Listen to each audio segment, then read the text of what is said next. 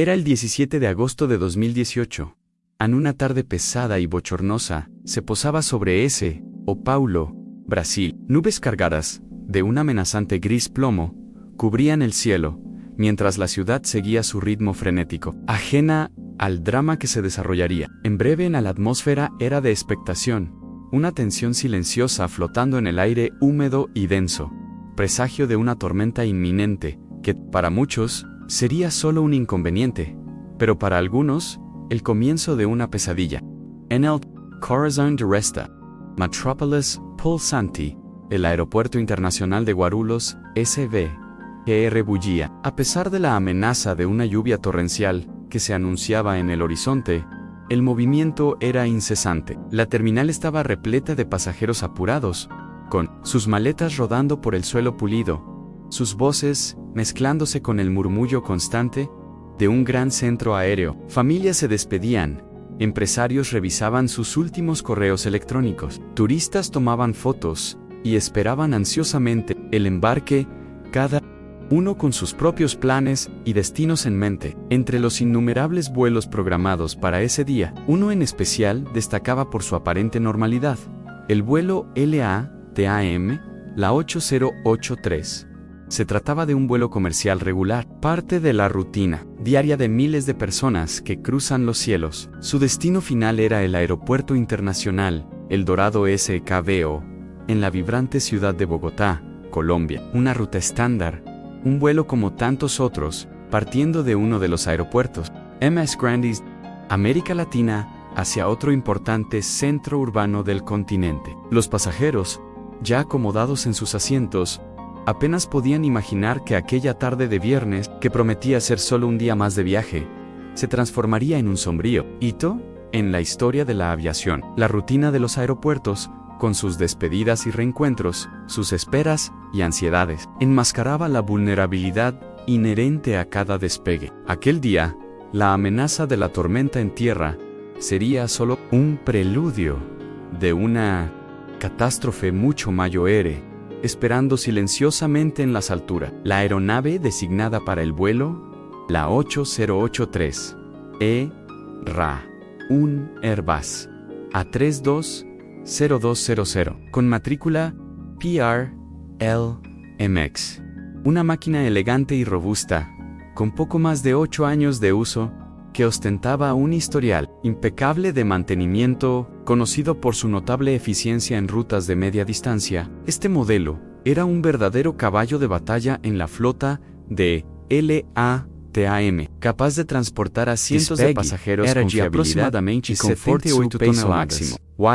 Su alcance de 6.1 kilómetros lo hacía ideal para rutas regionales e intercontinentales más cortas. Al mando de esta máquina estaba el comandante Ricardo Méndez, un aviador experimentado de 51 Acres, cuya carrera estaba marcada por más de 18.0 horas de vuelo, la mayoría de ellas en aeronaves de gran porte. Ricardo era conocido por su calma inquebrantable, incluso bajo las mayores presiones, una característica forjada en años de servicio y innumerables situaciones desafiantes. A su lado, en la posición de primer oficial, estaba Ana Paula Santos, de 35 años, una aviadora prometedora y detallista. Con cerca de 6.0 horas de experiencia, su precisión y rigor eran cualidades que complementaban perfectamente la serenidad del comandante. La tripulación de cabina, fundamental para la seguridad y el bienestar de los ocupantes, estaba compuesta por 6 auxiliares de vuelo,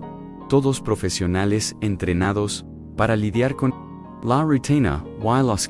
Emergencias a bordo. Se preparaban para un vuelo más, organizando la cabina, verificando los equipos de seguridad y recibiendo a los pasajeros con cordiales sonrisas. A bordo, sumando pilotos y tripulantes, un total de 154 almas embarcaban aquel día, cada una de ellas cargando sus propias historias, expectativas y destinos. Entre los 148 pasajeros, la diversidad era evidente. Había familias enteras regresando de vacaciones inolvidables, con niños animados y padres agotados, pero felices. Empresarios en viajes de negocios revisaban presentaciones en sus computadoras portátiles, aprovechando las últimas horas antes de reuniones importantes. Y también había algunos turistas, con sus mochilas y guías de viaje explorando la rica tapeza cultural de América del Sur, listos para desbravar nuevos horizontes y coleccionar recuerdos. El plan de vuelo era una ruta estándar, meticulosamente calculada para cruzar el centro-oeste brasileño y la vasta y misteriosa región amazónica. La altitud de crucero prevista era de 38.0 pies, un nivel de vuelo donde el aire es más enrarecido y la aeronave opera con mayor eficiencia. El tiempo estimado de vuelo, desde Guarulhos hasta Bogotá, era de aproximadamente 5 horas y 30 minutos. Un viaje largo, pero rutinario, que los llevaría sobre paisajes deslumbrantes e intactos de la naturaleza brasileña. Las peculiaridades operativas para aquel día incluían la necesidad de desviarse de algunas células de tormenta aisladas. QL Control.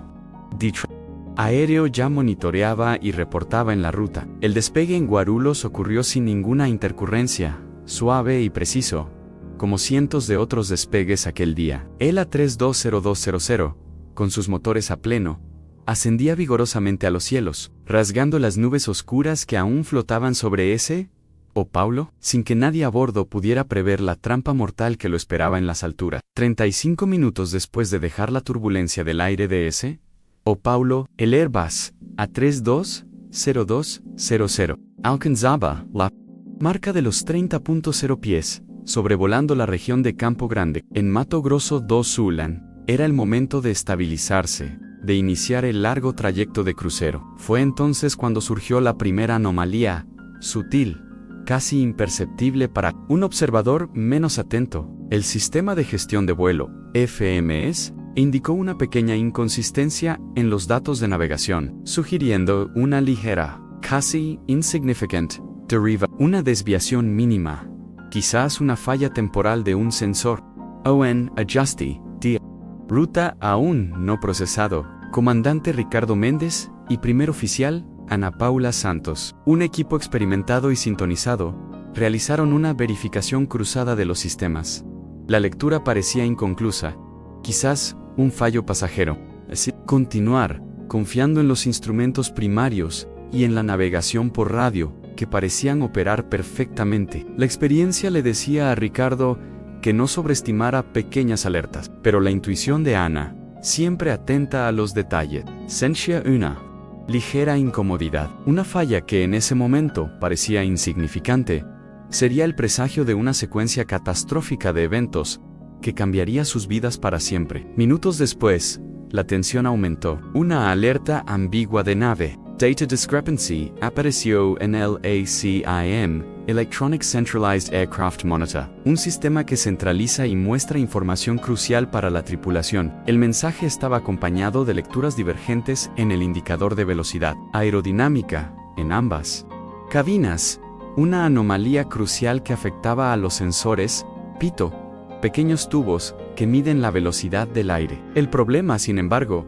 parecía intermitente, yendo y viniendo, como un fantasma electrónico, frustrando los intentos de la tripulación de aislar y corregir la falla. La aeronave se adentraba en un área de fuerte turbulencia, prevista por el control, pero la intensidad de la inestabilidad comenzó a sobrecargar la cabina. La falla en los sensores Petohantis se volvió total y persistente. Las indicaciones de velocidad aerodinámica primaria desaparecieron por completo, sumiendo el panel en un silencio aterrador de números ausentes. El piloto automático, crucial para la estabilidad del vuelo, se desactivó, dejando el control de la inmensa máquina en manos de Ricardo Yanan sin datos confiables de velocidad y altitud, y con el sistema de protección de envolvente de vuelo, que evita que la aeronave salga de sus límites operativos. Desactivado, el A320 entró en una pérdida aerodinámica. Una pérdida es la interrupción del flujo de aire sobre las alas, pero esta era una pérdida silenciosa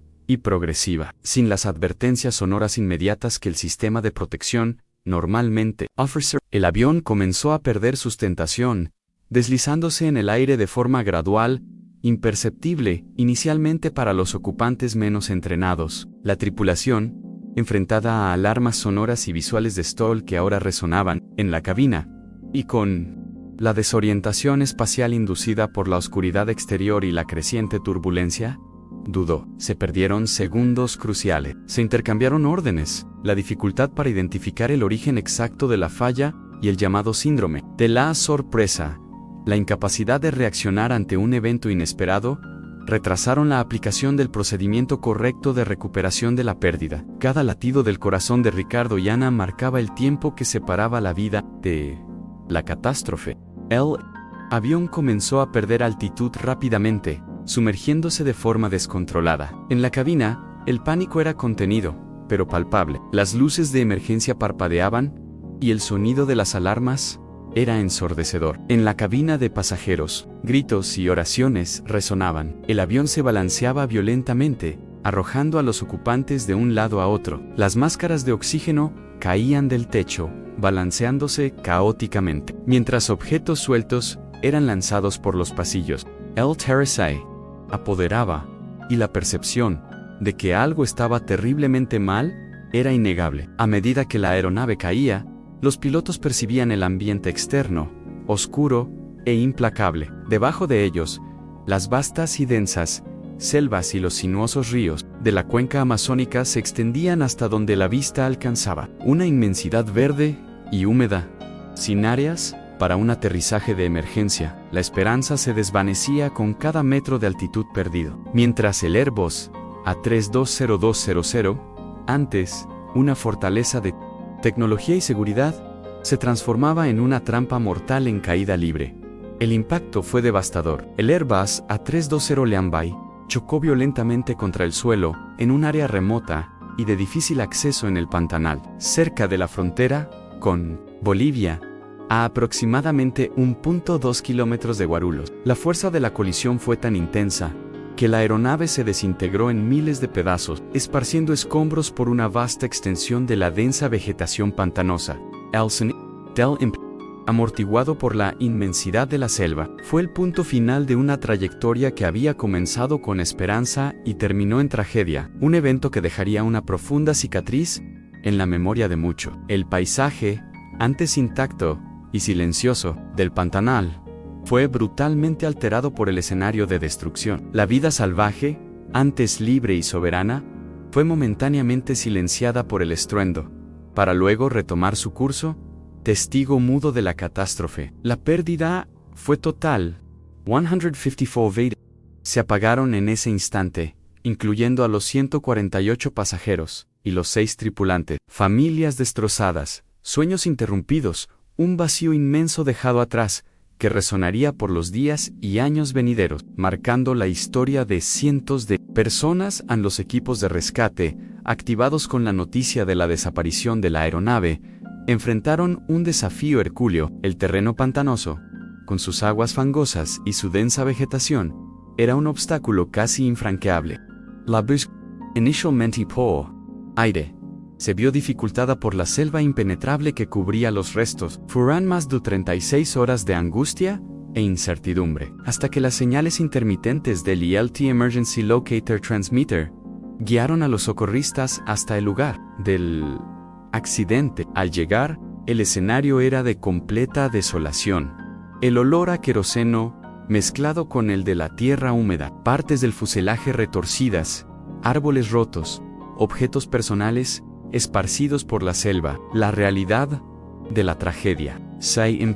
Una fuerza abrumadora, incluso para los miembros más experimentados de los equipos de rescate. La operación de recuperación se transformó en una carrera contra el tiempo, ya no para salvar vidas, sino para recuperar los restos mortales y las pruebas que pudieran explicar lo inexplicable. La respuesta inicial de las autoridades fue masiva y coordinada. Equipos de la Fuerza Aérea Brasileña, la Policía Federal y Defensa Civil fueron movilizados, trabajando en conjunto con especialistas en aviation.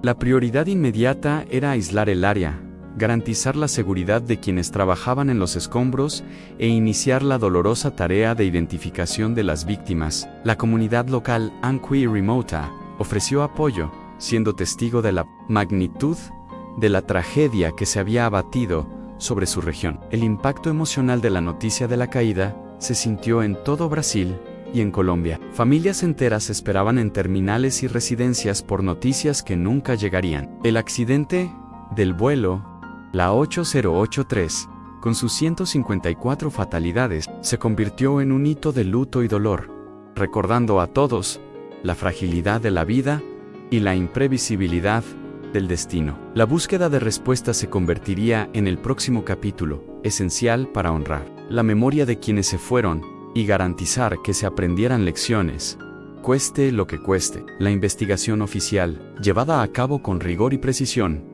por el CENIP, a Centro de Investigación y Prevención de Accidentes Aeronáuticos de Brasil, en estrecha colaboración con el BA Bureau d'Enquêtes et d'Analyses pour la Sécurité de l'Aviation Civile de France, fue minuciosa. Cada pieza del rompecabezas, cada fragmento de evidencia recuperado del lugar del accidente fue analizado. Con la más alta tecnología y experiencia, los grabadores de voz de la cabina CVR y los grabadores de datos de vuelo, FDR, fueron cruciales, revelando los últimos minutos angustiantes y las decisiones tomadas o no tomadas por los pilotos. Las conclusiones fueron categóricas, señalando una combinación fatal de fallas técnicas y respuestas humanas inadecuadas. La principal causa mecánica fue la falla de los sensores pitot responsables de medir la velocidad del aire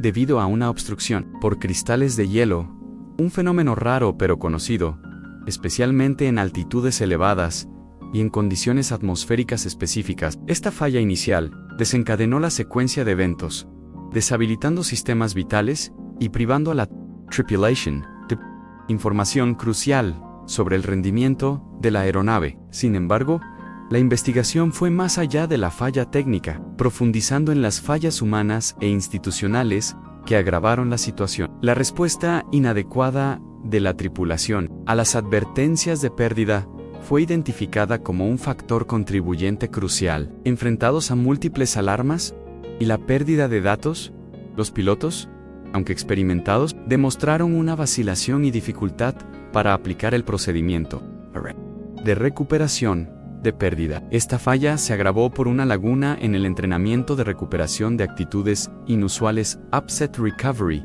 la capacidad de recuperar la aeronave de actitudes de vuelo inusuales, sin indicación de velocidad, especialmente en altitudes elevadas, donde los márgenes de error son mínimos y la gravedad de las consecuencias es máxima.